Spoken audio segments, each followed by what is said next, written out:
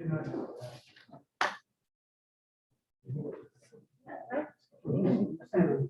right.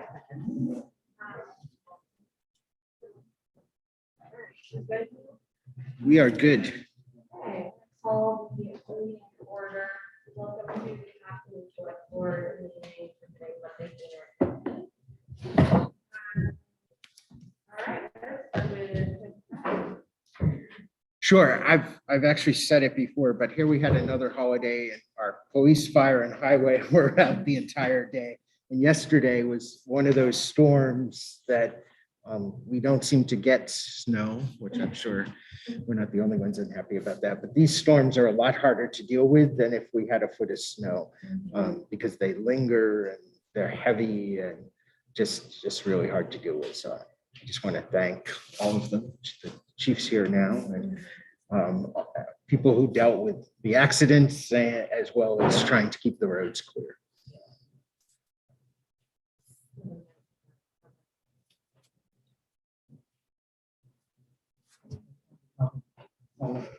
Yeah.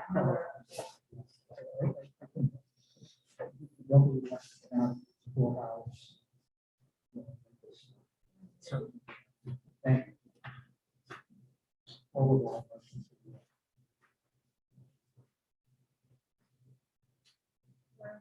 Thank you. So first under administrative use, approval of the consent agenda. I'll move the consent agenda of January 18, 2022. Second. All in favor? Aye. All right, approval of public meeting minutes from January 3rd, 2022. So moved. Second. All in favor? Aye. Okay, now we have approval of non-public meeting minutes from January 3rd, 2022. And I'll move and note the announcement. Second. Are these the ones that were, have we done? Okay, everyone was done. All those in favor? Aye. All right, we have next up, approval of the public meeting minutes from January 14th, 2022. So moved. Second. All those in favor? All right, approval of non-public meeting minutes from January 14th. Anything except for one? I'll move and note the announcement. Second. All those in favor? Aye. Approval of the non-public meeting minutes from January 13th, 2022, session 2. And finally, I'll move and note the also. Second. All right, all those in favor? Aye. Thank you. Okay, so first up, our first public appointment is with Stuart Lang and Dale Warner regarding, So if you would like to come up, you can go.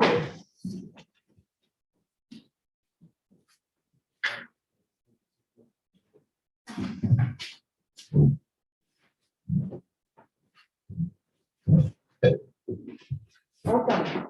Good evening. I'd like to introduce Dale Warner, Commander of the American Legion Trooper. I'm Stuart Lang, on the executive board, and the young lady behind me is KJ Cleveland, and she represents the State Lottery Commission, employee of the State Lottery Commission. And she's going to probably be able to provide all the technical questions you have. As you know, the American Legion, what we're here to request is that Keno be added as a warrant item for the Hopkinton town meeting in March, so that the community can decide whether to allow Keno. The American Legion has been part of this community for over 100 years, but it is a much smaller percentage of the community than it used to be due to the passing of the World War II and Korea and now Vietnam generation. At one point, we relied on bingo. We no longer do bingo. It's way too labor intensive. We're looking to Keno for use in our facility, not only for operations, but for community outreach. We have provided in the community not only fundraising facility, but the event center can take over 200 people. It's been used by the fire department. It's used by the state liquor commission for their annual training for bartenders and managers. We provide scholarships. We work with the cemetery commission every year for flags, Memorial Day, and we, some of the community outreach things we do. What we're hoping is that Keno can provide in a small way to help us with that budget, to continue our community outreach. As I said, KJ worked with the state, and she can probably ask you the answer to your technical questions. We do have a copy for all of you of the state Keno laws, and I think I sent you. You did, you Yeah, sent but them I in also- and they had them all. Oh, you already They- have them? Oh. You already have all of them? Oh, you didn't want a copy? Yeah, we made copies for you. Thank you. Question and answer. You know,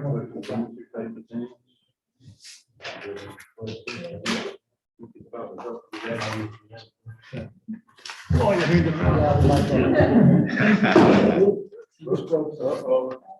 I did it.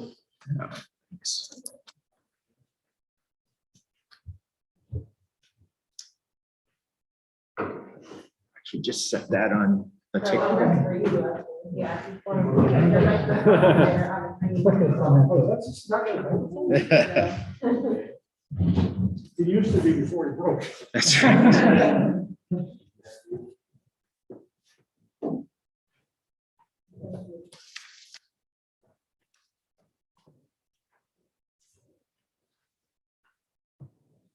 There's a long lengthy details and rules and regulations of how Keno works. We don't expect you to come up with an answer or anything right this minute. We just wanted to present it to you, what you think about it. There are time restrictions as to how this happens and how we can get it on to the town warrant. It is our understanding, and KJ can address this, that the state would like to make this be paper ballot. You want to address that? Sure, well, it's much easier for the community, and certainly these gentlemen. They can go out and secure signatures to. But otherwise, we can recommend for educational purposes and for their needs, not to go these like conditions. So that's why we can recommend. They've also said that in towns, they try to do this by voice vote. Voice vote does not work well. So that's why the state is recommending. You folks do allow this. As put on the I think I sent you that too. Yeah, they have it. And again, all we're asking is for you guys to allow it to go to the town. And if it's a paper ballot, and if nothing else, we have an idea of how many people in town would be interested in doing something like this and helping out the American Legion. I don't believe there's any other places in town that would offer that sort of thing. It's pretty much a one-shot place to do it, and it would help the veterans in town. So the way the law is written, if you decide to put it on the warrant, you can put it either on the ballot for Tuesday or on the Saturday. Just to know, we were talking of planning for that, and I think the four of us who were working on the election think that if you do it, the Tuesday ballot is a better place for it than the Saturday. That included the moderator, supervisors of the checklist, and the town clerk when we were meeting today. Do you have any thoughts on that approach? Excuse me? Do you have any thoughts on that approach? of putting No, it on- however it works for you folks, it works for us, we just want you to consider it. How about the towns like it? It's been a mix, but certainly, in order for that stuff to happen, the select board here would need to approve it going on the ballot. Otherwise, the folks need to set the signatures for it to move it forward. It's written into the law that between 15 and 30 days before town meeting, that there be a public hearing. So that would have to happen within 6 to 12 days. So there is a whole lot of time for consideration.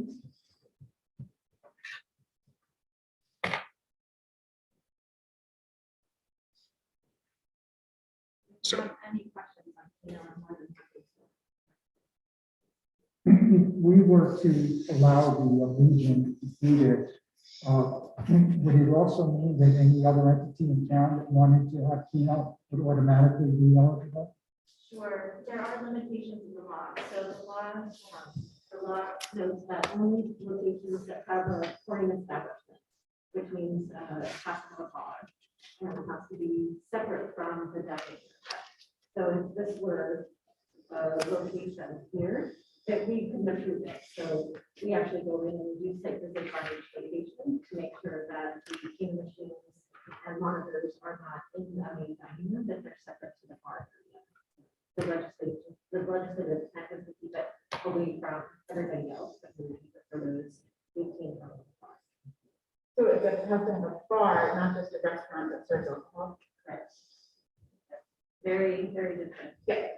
And so I don't believe there are any locations that would fit the bill here, but certainly if any of those locations in town did meet those standards, then as long as they submit for a license and we do a site approval, then they would as well be able to offer. So it's one, it's for all.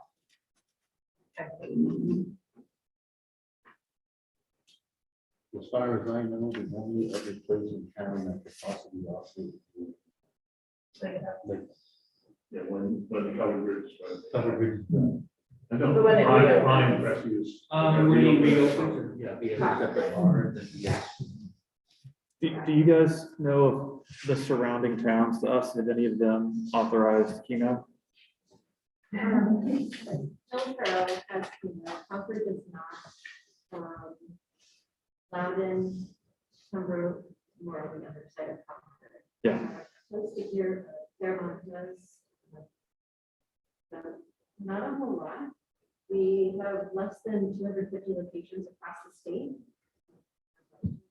19, majority of which are in the big cities. So certainly Manchester, Nashville have the lion's share of the locations. And then a few here and there. It really is a benign scheme. You don't really notice it.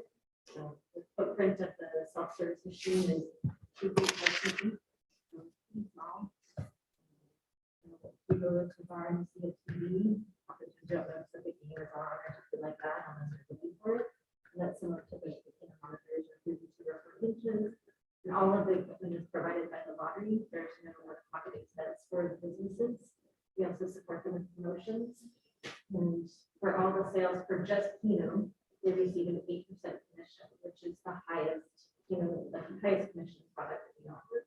And what we've seen with a lot of municipalities, and especially the personal organizations, is it's been a great opportunity for us to do that. And that's the backbone of who they are. Whereas other bars and taverns, they'll use that for their operating expenses or to help their staff. We did a study a few years ago that noted that for locations that offer Keno, those places self-reported that they have people stay longer, that the bars, bartenders, and wait staff were tipped higher amounts. So when somebody wins, they're often benevolent with their funds. So they'll tip their wait staff, bartenders, who might buy around for others, and then extra plate of nachos or something. So it really is it's a very social game that we haven't seen any issues with across the state. If I can add, 92%, only the establishment would say, which they do something. But the other 90% goes to education.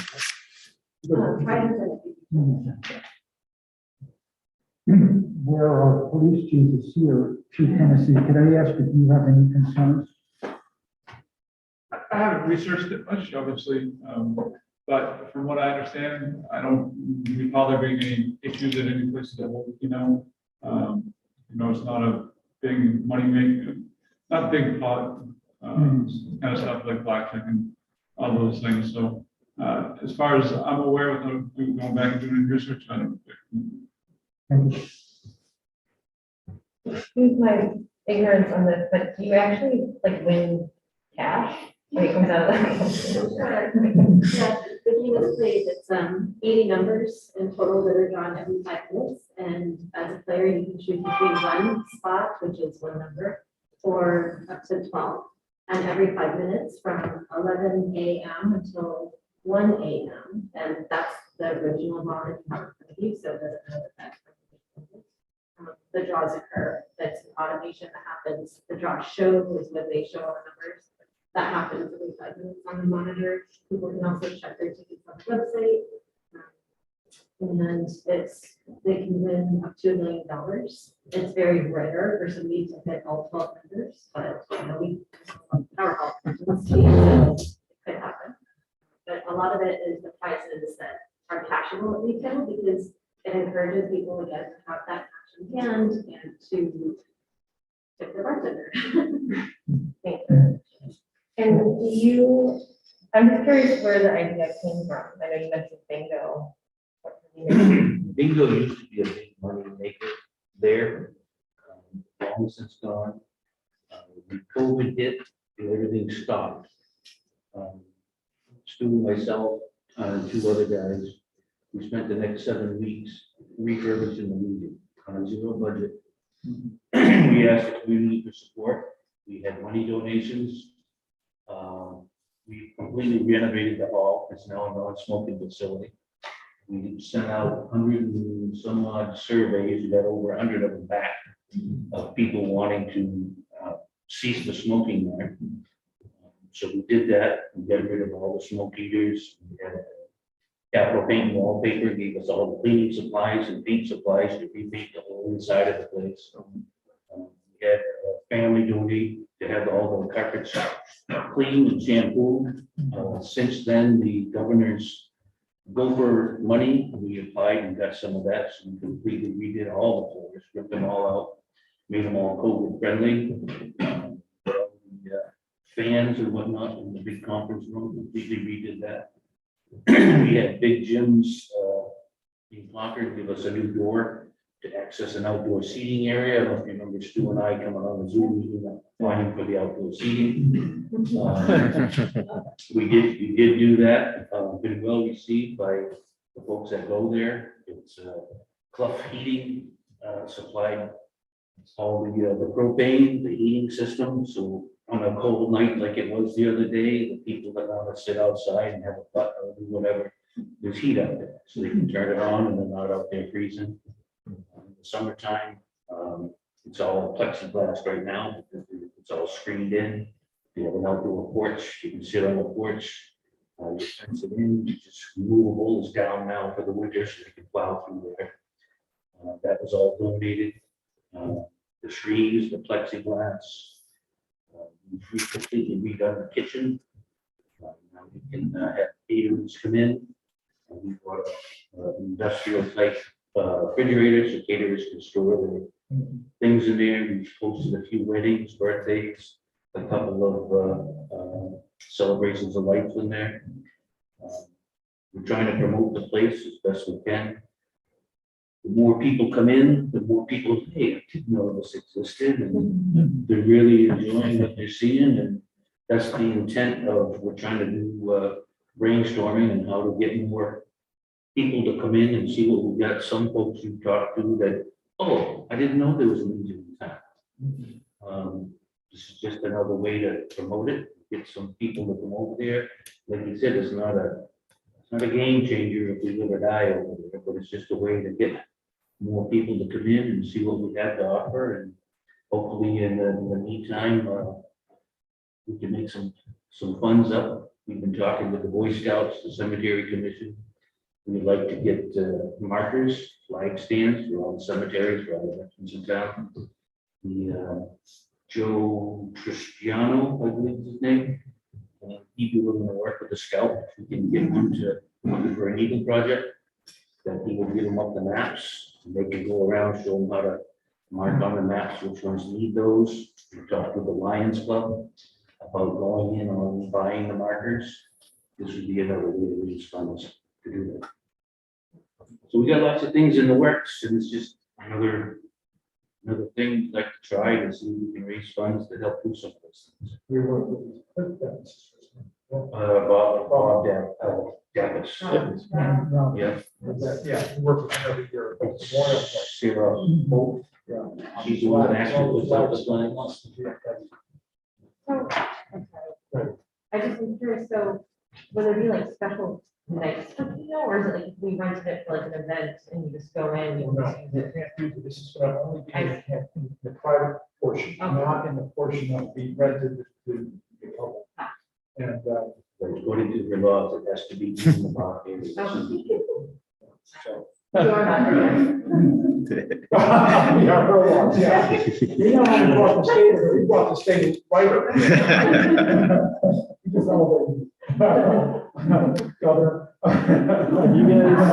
You guys canvass your members to see what their support is for this idea? What we're trying to do is, members are good, but like you said earlier, that the amount of actual legionnaires, the numbers are dwindling, it's with any organization. Sure. The numbers are, we're trying to build that back up. When he was commander, his thing was to do the renovations.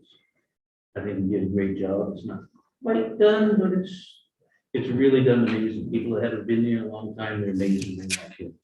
My thing as commander is increase membership. If we can get memberships up, then we can get more blood in there. We can have a corner. Anything to raise money to help some of these projects. The day the COVID hit, and everything shut down, and we had St. Patrick's Day dinner. Oh, yeah. The full music cabbage, we had all the supplies that they didn't get it. 6 cornhole boards set up, we're gonna make a big event out of it. What did it? He turned around and gave all the corned beef and cabbage and all the supplies and gave it to the food pantry. I was wondering, I gave the Hopkinton seat because I was looking at cases of cabbage. We don't actually help you unload the car. We have so much of those, like parents and other stuff. But again, there's things like that that we're looking to try to increase the membership for. We're trying to raise funds for, and it's just seems like this is another way to go. We have other things in there. They have the full ticket things, and they've got a video, gentleman thing. We don't play it. Yeah. But the people that do, and another guy brought it up at a meeting that you need to get new people in the building, because you're just asking the same people again and again, in a different form and means. Yeah. If we can get a new blood in there, different people in there, you're making up with other ideas. The other thing interesting about our facility is that we already have a relationship with the gaming commission. I use that word to cover both lottery and, what's the other section? Terrible gaming, which gives us two, as Adrian said earlier, 2 sides, lottery and terrible gaming. But because of the fact we always have that relationship, our bartenders are held to a different standards in most facilities. Our bartenders have to have a clean criminal record. That's not an alcohol commission rule. That's a gaming commission rule. So when people talk about, okay, someone else can come and do this, before they did that, they would have to have all their bartenders screened for a background check that a normal restaurant or bar does not have to do, but we've done for years because it's been required requirement, not for liquor, but for gaming. It makes it really easy to get us the alcohol license because our bartenders are always screened at a higher standard. So procedurally, Neil, if there were public hearing. Tuesday. We either have to decide tonight or at the next meeting to make the public hearing. When those are made. You do, and you need to finalize the warrant then anyway, so, She has the wording, but Yeah. you know, but the specific wording for the state. yes, You may have it. yeah, and we do have it. The only thing is the deadline for a petition warrant article is 2 weeks from today, just, So we have to decide tonight. if we want to. yeah. So, because I think you probably want to give them, I'm totally okay to put it on the warrant. I prefer it in the Tuesday vote to the public session. That's my. I would agree with Jeff. I just had one question. If, was allowed, would it require any change in the hours that you vote? I'll ask you, we're open? No, hey, we don't have to stay open, right, did you? Okay. Okay, because you said 11 a.m. No. Our hours now are 2 to 8. On a Friday, Saturday, they might stay open till 9. Okay, That's pretty much it. that was a good question. I was actually wondering that. So KJ says that the machines will shut themselves off on the hours of, you're not allowed to play. So if we were to stay open until 2 o'clock in the morning, but we have a visit from the police department, because that's against the liquor law, the machines will shut themselves off, at least we don't see it. Two more quick questions. One, so the money that's made that goes to the kindergarten, is that money that made in Hopkinton, stay in Hopkinton? No, and I should note that years ago, it changed for the night service here. It's now to general bus fund. That's not to the education trust fund. It's not to the emergency fund. Oh, it's They not. changed that. Yeah. So that was a big change that occurred. All of our funds go to the education trust fund, so they just try to. And then the funds that this did and So we go to the back. My other question, do you know, offhand, maybe not, the towns that have tried to pass, and have not been successful? In our area. Well, Concord, the city, they've tried a few times, but. And the people haven't voted for it. It's on the municipality charter, but it hasn't passed. And it also works and stuff.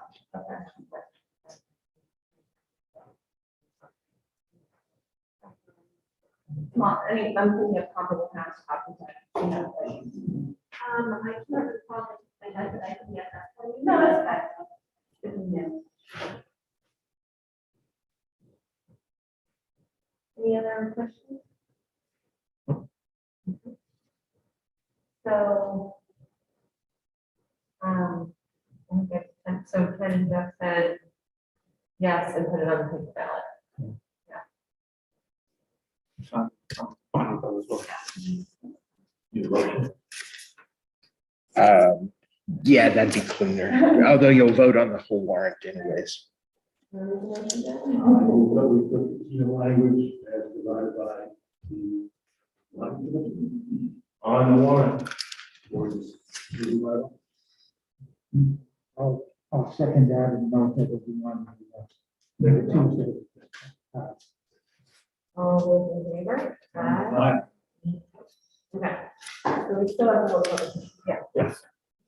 And that's good, because that gives us the date, because it will be based on the Tuesday election, not the Saturday election. That slightly changes the dates. So.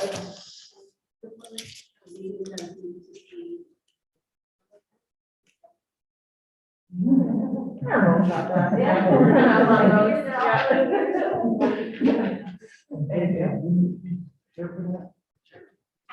You want to stay here, that would be good.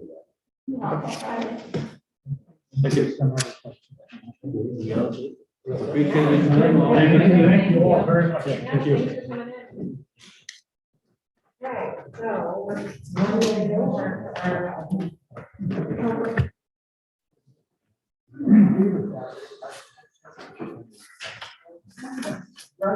Thank you. Okay, so next up is a public hearing for real use of a portion of Pine Street. We'll open that public hearing and anyone who wants to speak on that.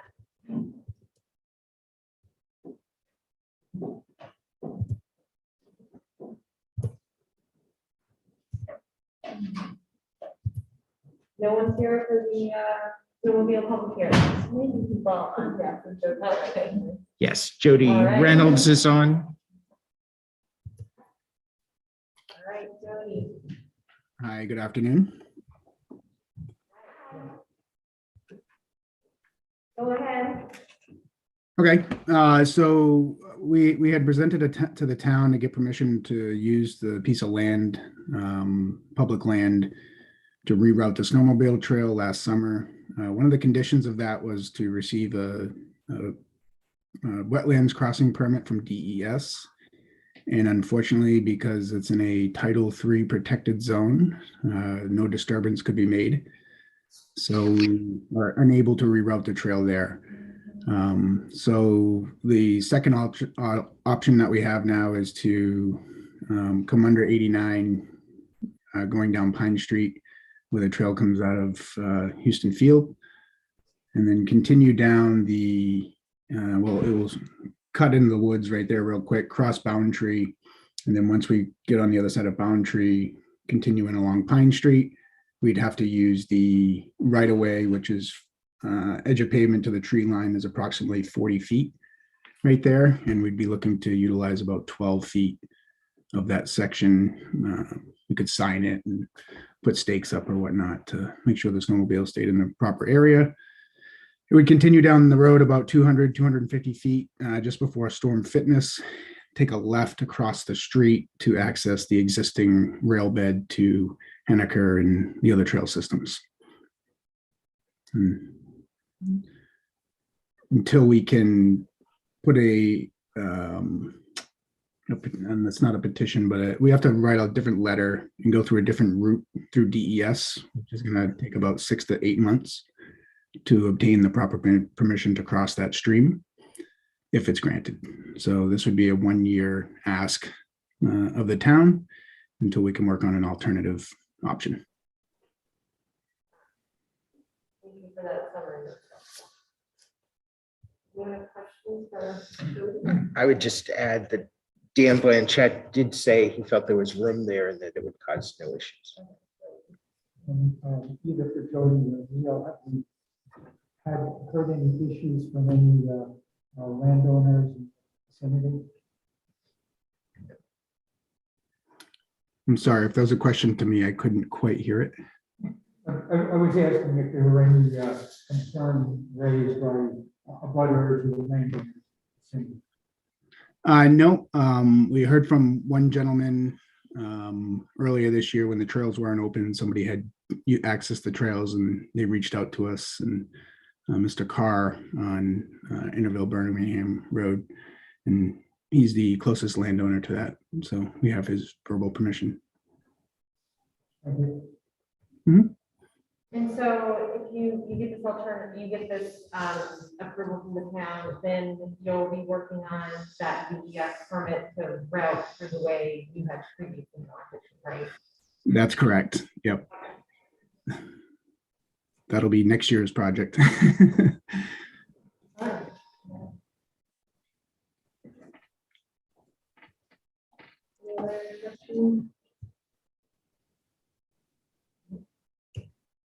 Anything else, Jody? Are you good? No, unless there's other questions for me, I have nothing else to really add. Okay, so I think we can close public hearing.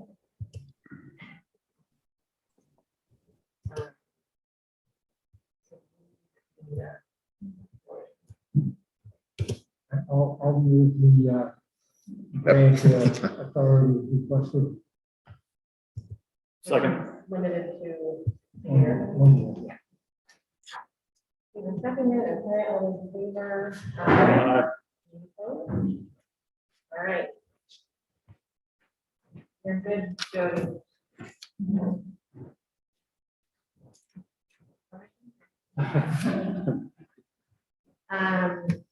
All right. So. Next up, we start with not a public hearing, if you're okay with that, Chief Tennessee. We have 6:15 for officer retention. So I don't know if you're okay with starting a few minutes early? Yeah. Okay.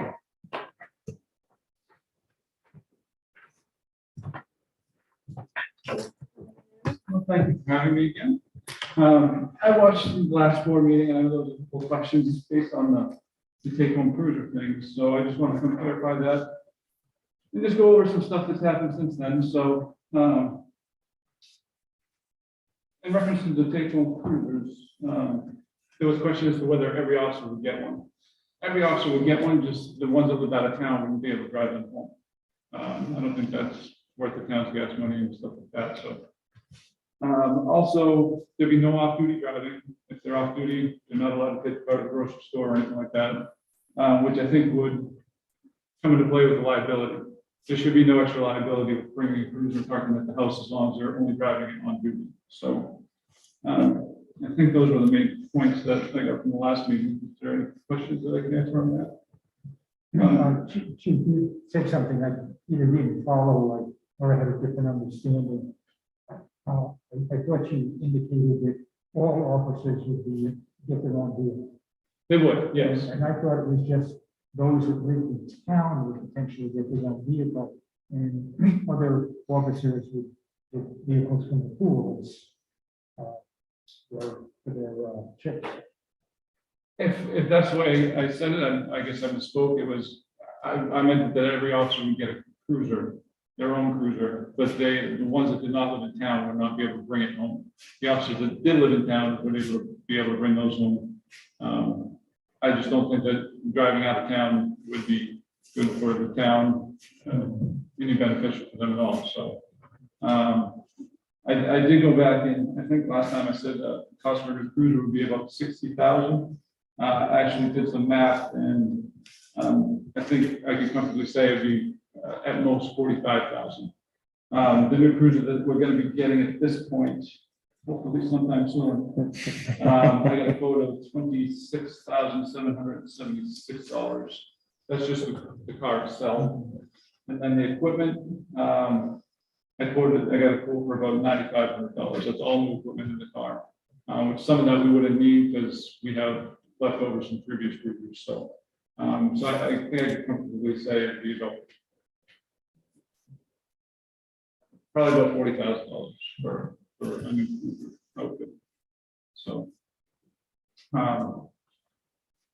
So just kind of a follow-up as to what's been going on. I posted the job on a few websites. I posted on LinkedIn, posted on Facebook, posted it on the LGC website. We got 1,017 hits on the Facebook page. We got one application. And that application, it's somebody from Florida who runs a travel company.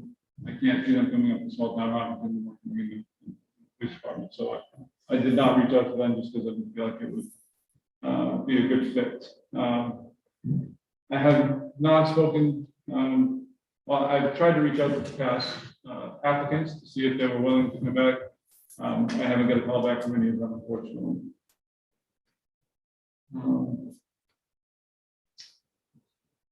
So as of this point, I'm still down 3 full-time officers and 2 part-time officers. The officers now that I have been working nights, weekends, holidays, all that. I've been trying to help out with that and working some extra shifts as well to try to give them the opportunity to spend some time with their family, especially on the holidays. You know, my concern is that they're going to get burnt out and that they're going to get frustrated because they're working all these shifts. Morale's somewhat low. I don't want to say it's down completely, but I'm just concerned that these officers that I have now that I want to retain are going to get up and go somewhere else. That you know, they don't have to work all the shifts they're working. As of right now, I got 2 officers that are bouncing back and forth between the midnight shift. So they're doing 3-month rotations. So every 3 months they work the midnight shift and they come off. But the caveat with that is they cover the midnight shift guys days off. So technically they're still working the midnight shift. So between the 2 officers, they're getting a little burnt out. So that's my concern. I still want to lose them. So again, I'm here again to just kind of ask you what you guys would be willing to do to try to recruit and retain officers so that I can get the PD up and functioning 100%.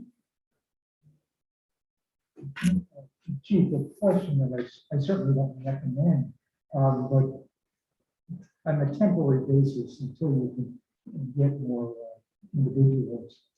I seem to remember a number of years ago, it was Salisbury, New Hampshire, with state police coverage.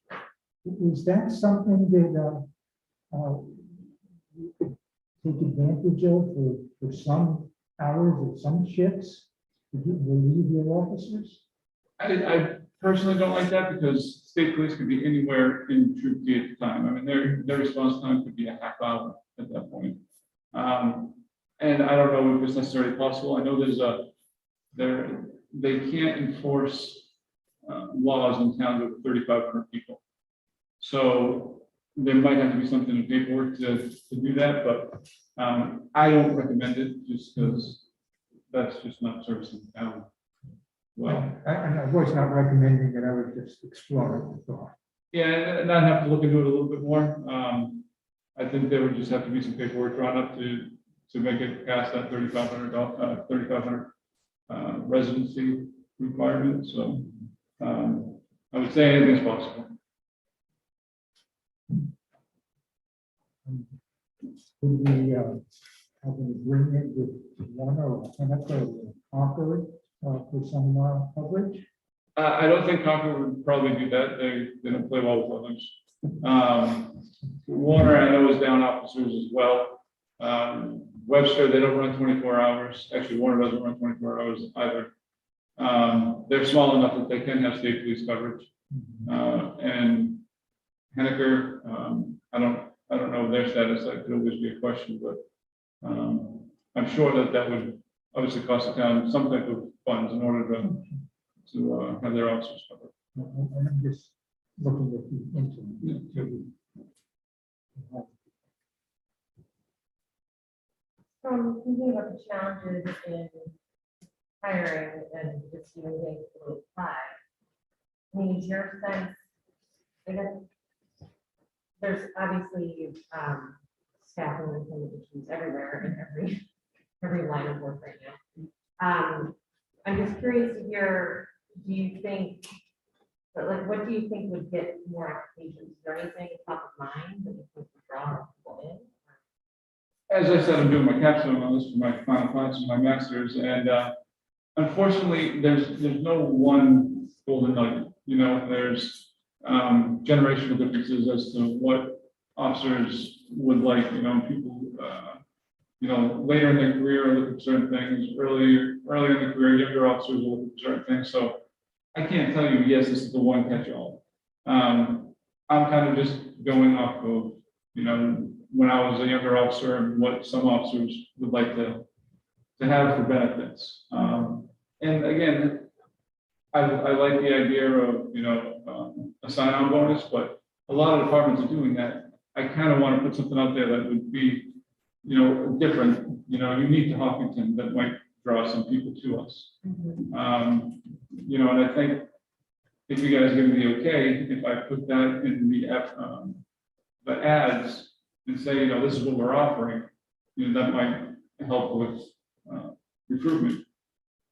Also pay, I think I said last time, Concord Trailways is paying $27 an hour. Walmart Distribution Center is paying $27 an hour. My newest officer is making $25 an hour. So, I mean, not that he wants to, but he can go work with them and make more money. And I know the benefits packages are fairly decent, whether they're comparison to ours or not, I'm not sure, but, it's just, I think you can go to Walmart and make more. It's a little discouraging, but.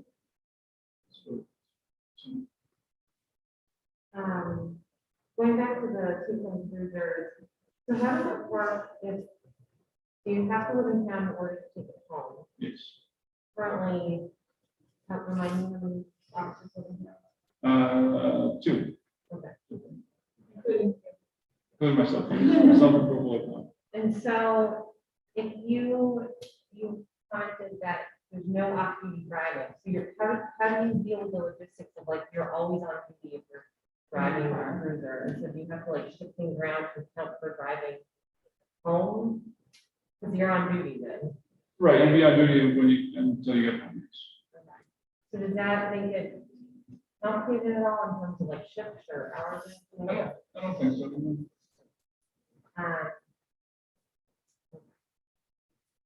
No, and obviously the logistics can be figured out, but my assumption is that I would, until they came off probation, which is a year, I would issue them a car until then. You would not. Correct.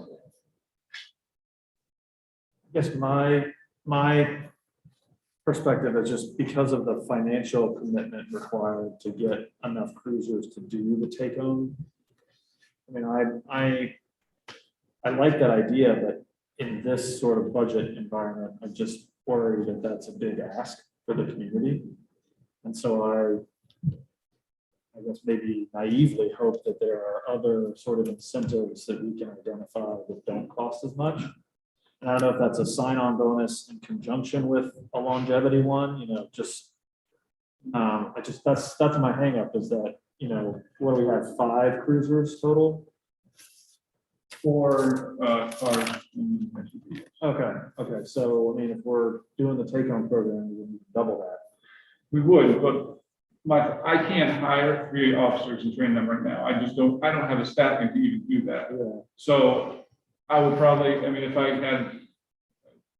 had a full-time certified officer and a non-certified officer, I can get that full-time certified officer up and running sooner. Then once he comes off probation, give him a car and then train the new officer. So I could stagger it Yeah. enough that. So it would hit in one fiscal year. Right, exactly. Yeah, exactly. okay. And again, I wouldn't be looking to buy another one for another year at this point. So it's not all at once. I think you said that before, so I'm sorry to be a little bit dense about that. And do you, in your mind, is that the most attractive way to get more interest and from applicants? I think it's unique. There's not a lot of places around here that offer that. Okay. Whereas the sign-on bonuses and longevity pay, I'm not 100% sure either, but it's the closest town that I can think of that does it, I think, is Loudon. Yeah. So I think that makes us kind of stand out a little bit. And I think officers like that ability to take the cruiser home. So. So we currently do not offer sign-on bonus, Correct. but you said that a lot of places are doing that. Yes. Do you think that by not having one, people are just glancing at the application and moving on to the next one because they know they're going to find a sign-up bonus? I don't think that's 100% the case. I think it's definitely a place to have a sign-on bonus.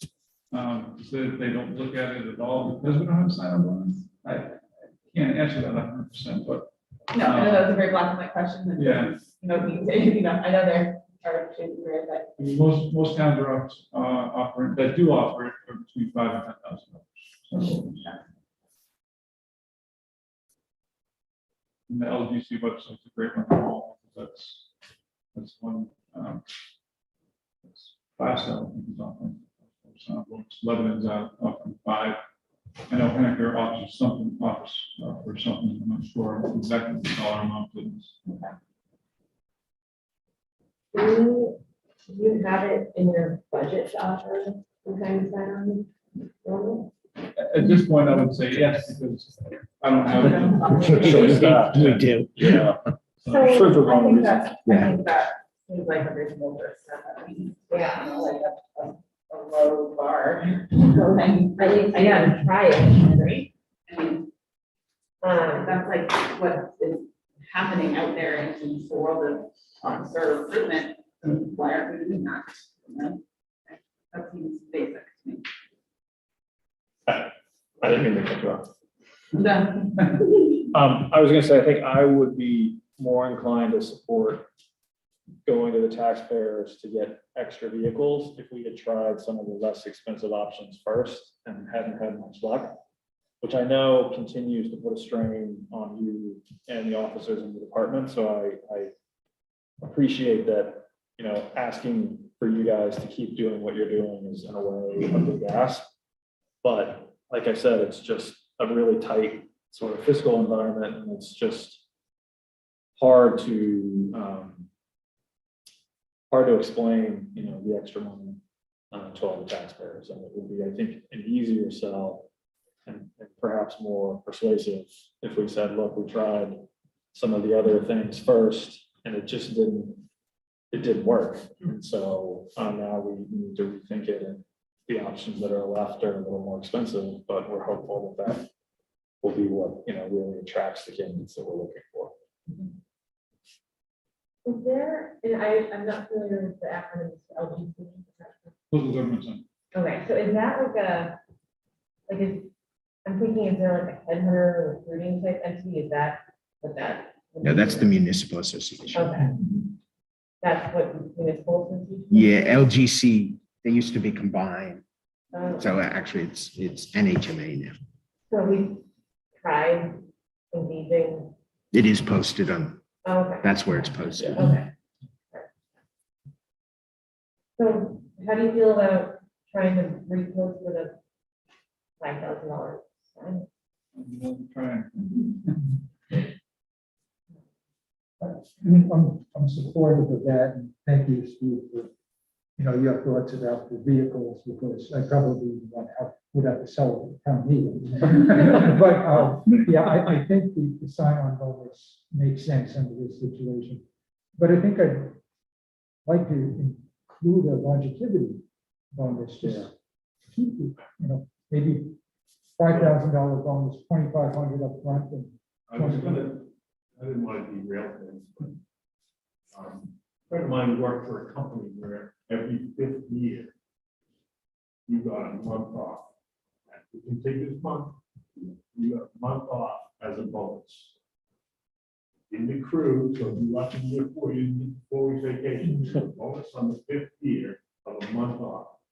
And it's, I think, worth considering, but it's also worth considering for the whole town staff. And, I'm going to ask me about this, I'm going to put it in a spot, how much my cost us, but, whatever our gross pay is for a month, that would be 20% of that every year or after. Right. One first couple of years, we probably, like it's got 2 or 3 years, we probably put it in the rules, get them up the line, and off. But it's worth considering. It's something very few places offer. And a contiguous month, I've never had that my whole life. And Magical. it's- A little special. I don't know what I'd do with myself. I'm willing to give it a shot. Yeah. So maybe, sometime, someone can put a number to that, what might cost us, on an annual basis. Letting they get 4 months off in a row. 4 weeks every 5 years, but you probably need year 4, give you your longevity. Well, yeah. nobody's grandfather.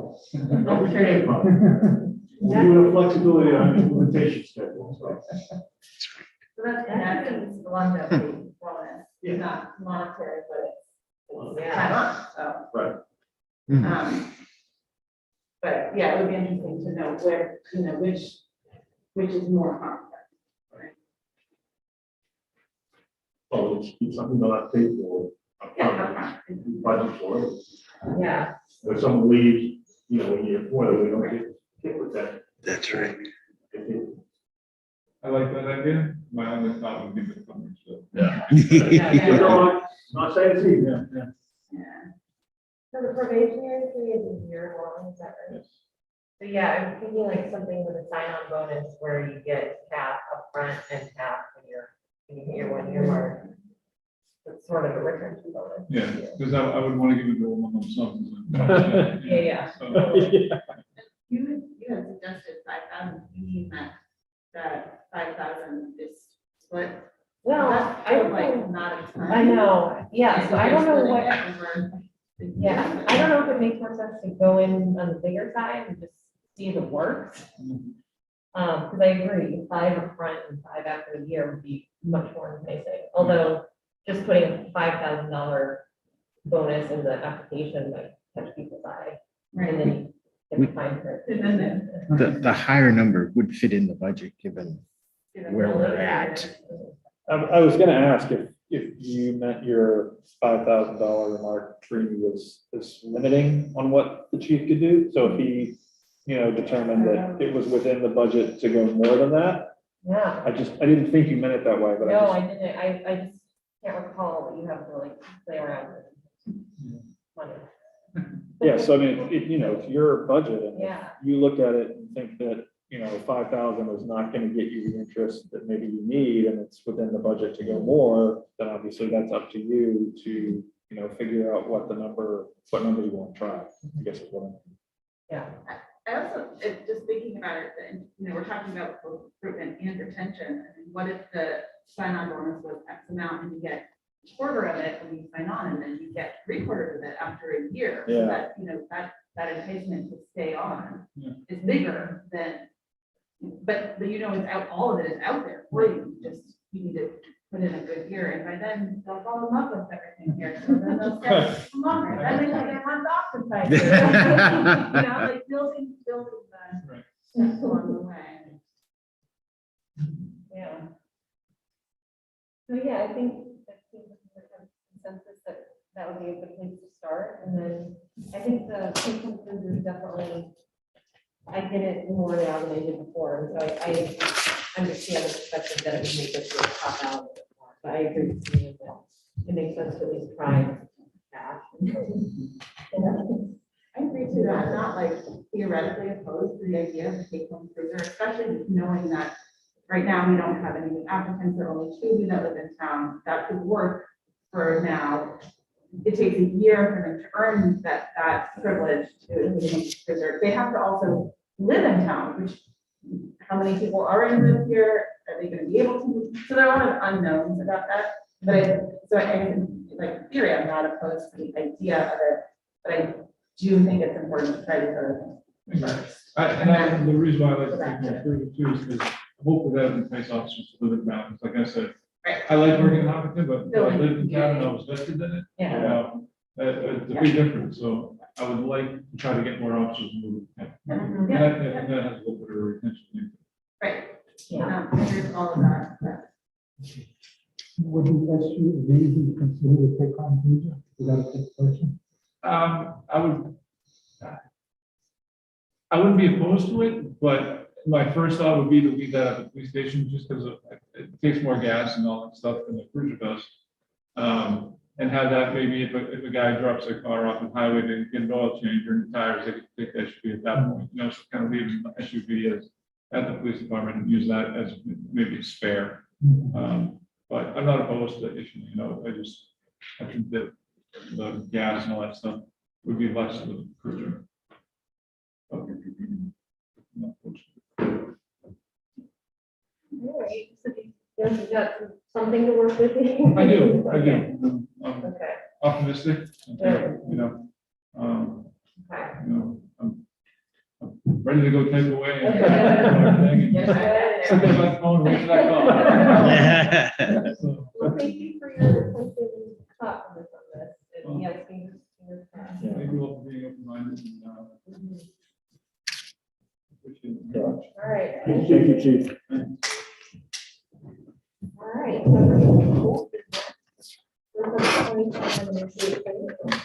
Sure, you received those.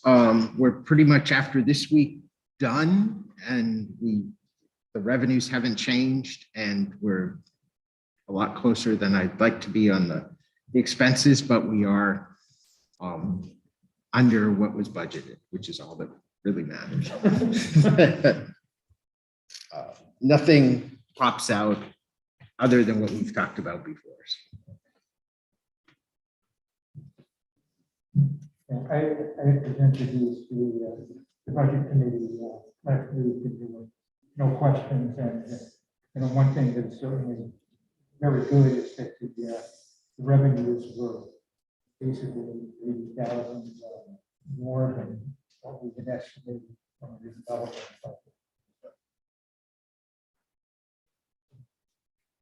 All right. If we move on to septic lagoons. Sure. So you had received a while ago a copy of the letter with DES.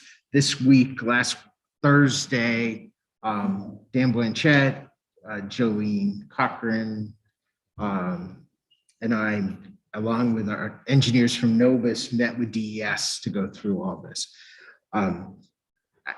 It appears that the longtime practice there is they rotate through the 5 lagoons, and when one is full, it basically gets drained, the sludge is removed, it's left on the banks, and then handled that way. That is not an acceptable way to DES, which is really not surprising, although they've never mentioned it before as we've gone through all these renewals. The other DES bureau that's involved now is the Dam Bureau because they consider it a dam. So it appears that the cost to bring this facility into compliance is way beyond what would be worth doing. So we actually think that it should be closed right away.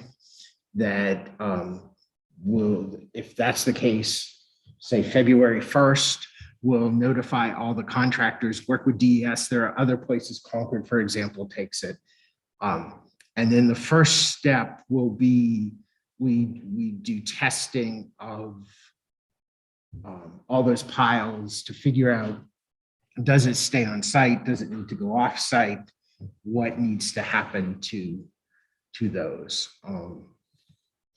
That area is well monitored because it's also the landfill area. So there are wells everywhere, but so our recommendation is that the board allow or authorize the shutdown probably effective January 31st. That Monday, we'll do one more week, and then we'll work with Nobis to come in with plans. This may be a few-year project. The good news is there's a lot of federal money available right now for wastewater, for PFAS. So we believe all the testing of PFAS, of what's there, will be covered by grants from DES. And if the decision is made down the road or even soon that we want to upgrade our wastewater treatment facility to accept sludge, that would probably be covered by grant. So it's a good time to do this. But now we need time to put together a good plan.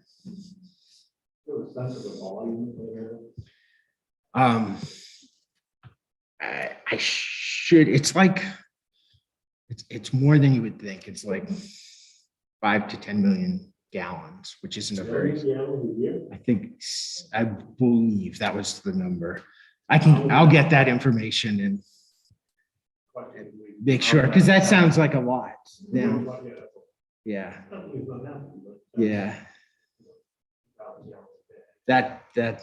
we don't do that. Yeah, we don't do two. That would have to be looked at. And I'm not sure it could handle that either. But we lose the revenue of accepting it, but there's no additional cost for us to send them to Concord, for example. The revenue's in the $20,000 range. So it sounds like an order of magnitude less than the cost to bring it up to where it needs to be. It appears by far. Yeah. So. So in terms of the impact on the 2022 budget, the same revenues might go down by 20,000. Yeah, I'll get better numbers for that, And the expenses that have been in the budget for disposal, recall how much they were? There is some money budgeted for all of what goes on there, and Novus is working on a quote, so we'll see. But at this point, nothing of significance that would call for our revising 2020. We don't know what that would be, no. So I don't have any. And I believe you mentioned that the septic haulers, they have other options such as concrete. Yes, but we will notify them as well as work with DES. DES will actually notify them because they get all those reports. So working with them, they'll say where the best places to go and they'll have some options. Allenstown also, I believe, takes sludge. Concord does. Concord's looking for some. So there are still places for. Will us not accepting it, will it alleviate any of the strain on the staff? Because they have one less thing to kind of deal with? I think it does, because there will not be septic trucks coming in and delivering. So. And Webster's been acquired. They have not yet, but we will. Apprise. Do they also need to agree before this goes into effect? I don't believe so, because this is we have the charge of the operation. Okay. you need a motion, or you good with just us agreeing to plan for you to do? Sorry, I missed that. Do you need a motion from us? Yeah, maybe you should, closing the septic facility effective January 31st, which is that Monday. I'll make that motion. All those in favor? Aye. Thanks for dealing with that, Neil. I think we'll be dealing with it for a while.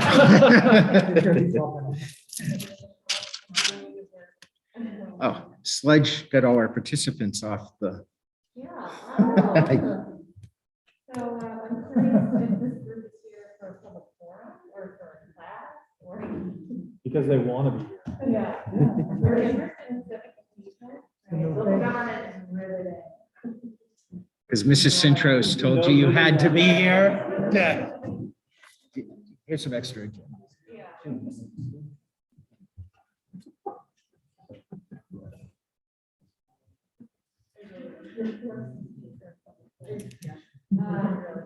That would be good.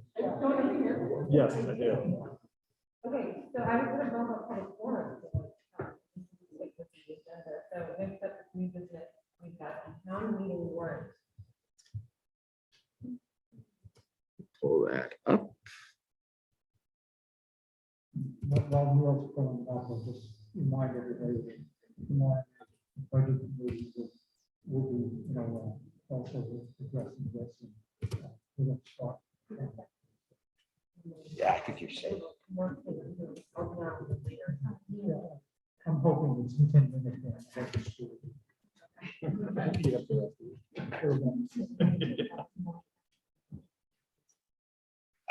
Yeah. He comes. All right. This is the warrant, which is now outdated because there's no Keno on it. So Article 3 will become Keno.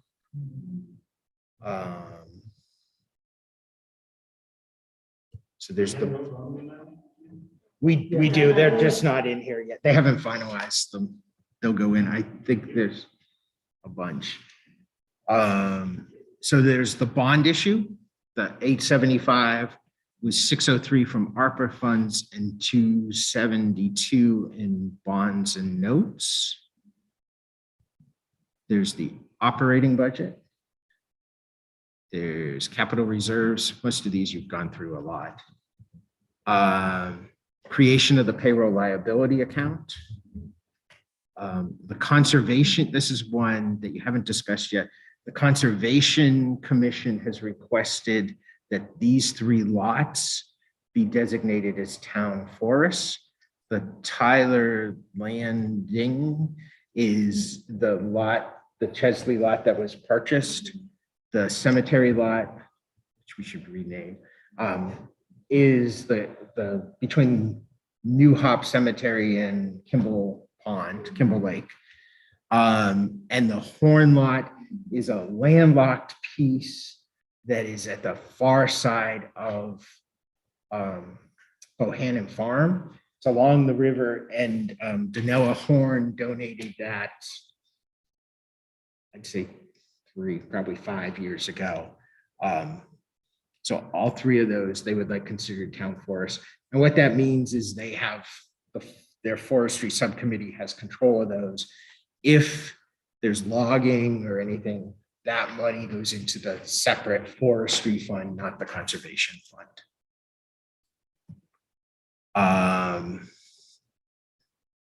Questions on that one, or do you want to leave it or take it off? Or I didn't have a question on that one. I had a question earlier. oh, sorry. Back to the bond. I totally agree with, what we're doing with the numbers. My question just is, if the bond is voted down, do we still have authorization to use the 603,000 ARPA funds for the bond or for any other purpose? Or we have to wait about it until we can use it?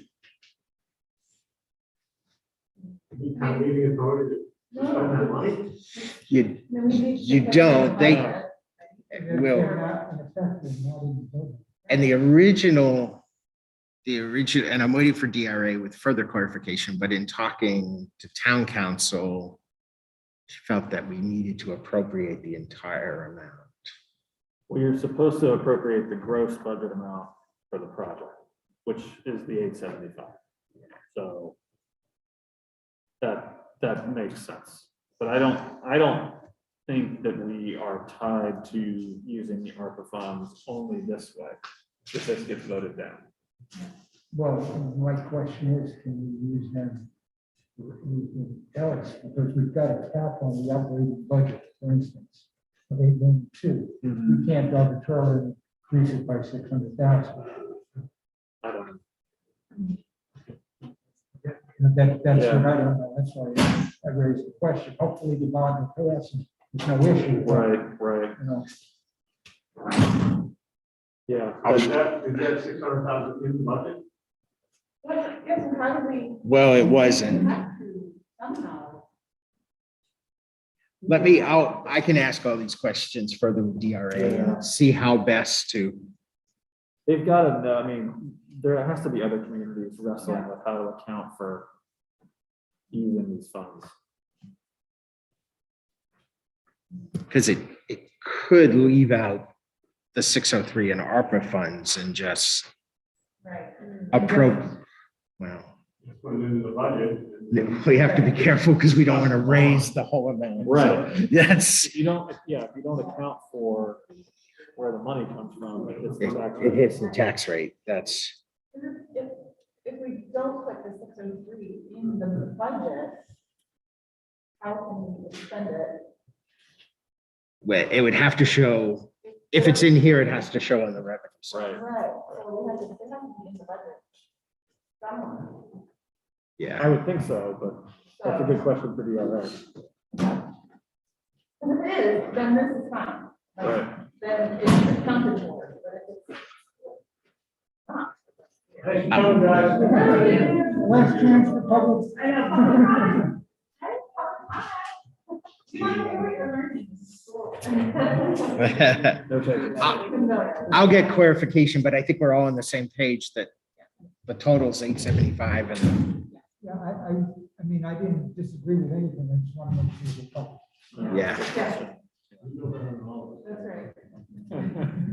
No, I don't know. I just want to be sure. I don't know most things. Will you just put a pin in this, so for other, will you let us know, like, did you talk to budget committee about this idea? Oh, yes. Okay, so will you tell Um, us later, let's not do it now, go through this, but tell us later in other, what their reaction. they didn't have any, no.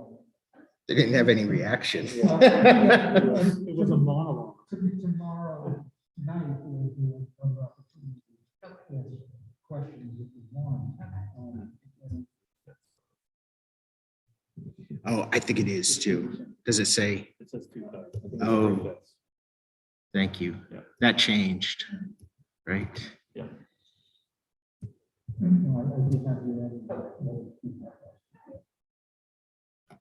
It was because the presentation was so well done. That's great. They were dying to get out of school. All right. So that's the town forest Sorry lot, for that interruption. the gift of land and selling that. Pay by, authorized to send from pay by bag. And then we do have a petition warrant article for all paper ballots. So, and that's what we have so far. And that one on hand count, that should be handled at the Saturday meeting. Opposed to the Tuesday. Yeah, there's no way you can put it on the other one. Okay, I'm just. Yeah. But they could, well, it's irrelevant, but I think they could do a keynote petition and it still could go on the ballot. Because I think you could choose where to put the petition, because you could petition for something that goes on the ballot and you would have to, but this one doesn't.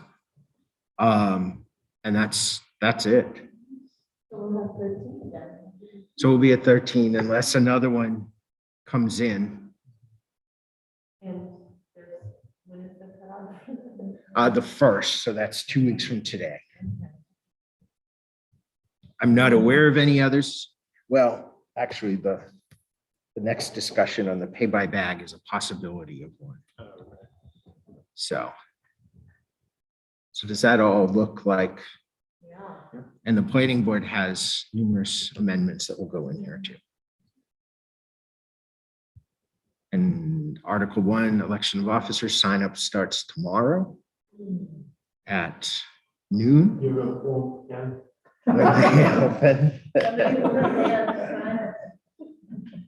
So, You're gonna want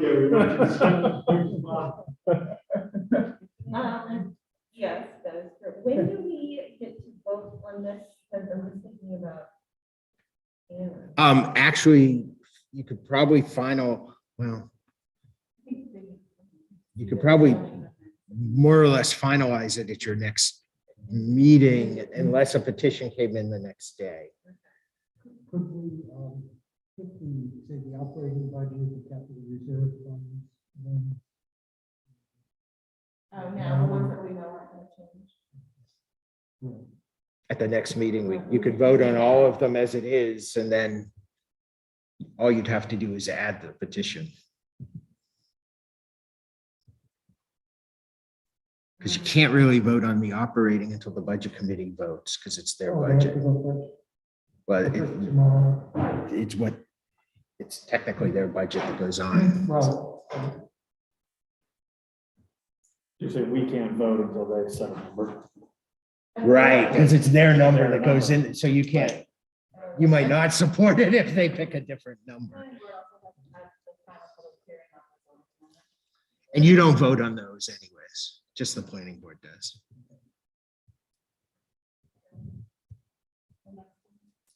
And that's your last meeting.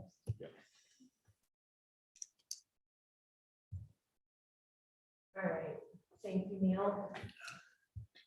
We'll figure out that ARPA. If I need. Yeah, well, yeah. Yes, we will, and I'll tell you. Well, All right, so that brings us to the pay by bag ordinance. sure, so I met with the Morals, who are the couple that now own what was Dockham Trucking. And in some ways, I thought they were looking at how to do a petition article to do away with pay by bag. They aren't necessarily against pay by bag. What they would like, though, is right now, if all residential trash, no matter who picks it up, that comes to the transfer station, has to go in green bags under the ordinance. They feel they have an unfair competitive disadvantage because somebody like one of their competitors who doesn't have to require that. So what they would like to see if although in fairness, if they come with a load that's all green bags, they don't get charged because those are already paid for. So, but they end up with a mix with the commercial. So what they would like to see is a change in the ordinance that would make all of their trash that's picked up commercial trash that could be dumped there, and they'd pay the fee for that. Now, I know the goal before, the whole purpose of pay by bag is to encourage recycling. And at that point, the local hauler was also picking up recycling, but that they stopped like years ago at this point. So I don't know if that does, I don't know. So that's. So I'm just trying to understand the competitive disadvantage part. So if their competitors are picking up trash from here in town and taking it to our transfer station? They do. And other different transfer stations? That's right. That's what I got. Okay. And they could drive somewhere else and use a different, although I think other places are more expensive, so. So, okay, and they like staying in town and so, so they want to exempt commercial haulers from having to pay So we use green bag. these green bags. And right. then it would, so how does that change the pricing for them? And how does it change the revenue for the town? It does not technically change it because the price of the bag was connected to, that's right. So revenue wise, it doesn't really change it. And it wasn't so much the revenue that was trying to be gained, it was the throw away less trash and recycle more. So under their suggestion, who ends up paying less? Who's saving money here by making the change? I'm not clear. Well, I think it's any commercial hauler. They don't have to pay for the bags when they drop off the trash. technically, nobody saves money. They're paying the tipping fee. And people don't have to buy green bags. What it gets people out of is people who have their trash picked up, not having to get green bags, which I think is the, So it's like a convenience issue? I think, we're, The residents do save money on the green bag. they're not buying green bags. You're paying twice for that. Right, okay. Like that's the bag is on the surface, and pick it up. Right. Really, well, it's going to transport it. When we start up. That's right. Yeah. And your rate may go up because then they'll have to pay more because right now they can dispose of green bags at no cost. But I think they get mixed and currently anything that's commercial coming out of a dumpster, like in a business, is not considered residential trash. That's, sorry.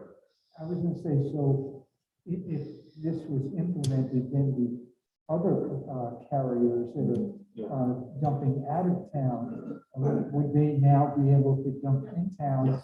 And they would save money and put an additional load on the town.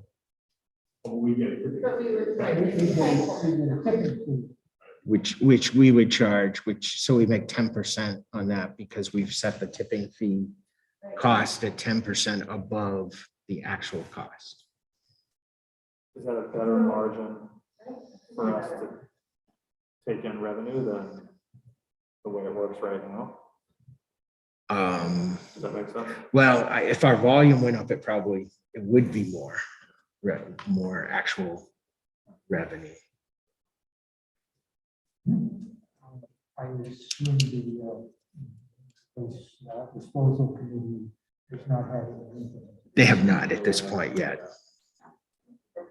Yeah. Yeah. And I said I would share this. They're debating too, if there's no interest in doing this, they might do a petition article to eliminate them. And so they're trying to decide which might get some traction. it may, They're not gonna have an answer in 2 weeks from us. So- not a final answer. No. Because I don't even know if the refuse, I don't know when the refuse committee. They meet at the end of the month.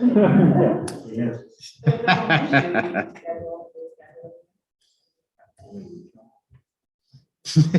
I don't know if I don't even know if they still have a quorum of members. Do they have only three? They only have 3, and then there's 3 from Webster. So I think that they have, It took me more than 2 meetings to get it together. I mean, I think that's the Because, yeah, it was hard to get them together. Well, and in some ways, the refuge disposal committee didn't deal with pay by bag because it's not a Hopkinton and Webster issue, it's only a Hopkinton. But the waste reduction committee may want to do that. okay.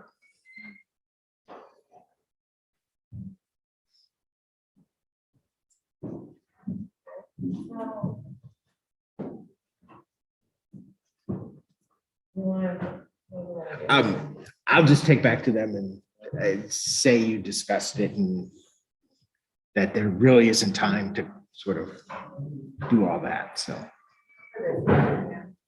And then they'll have to decide what they want to do.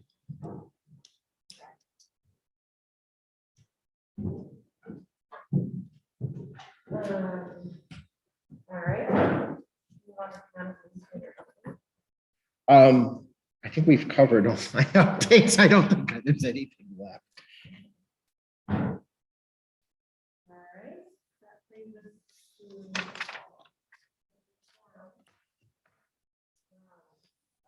Online, right? No one's online. Anyone here wanting to speak for public comment?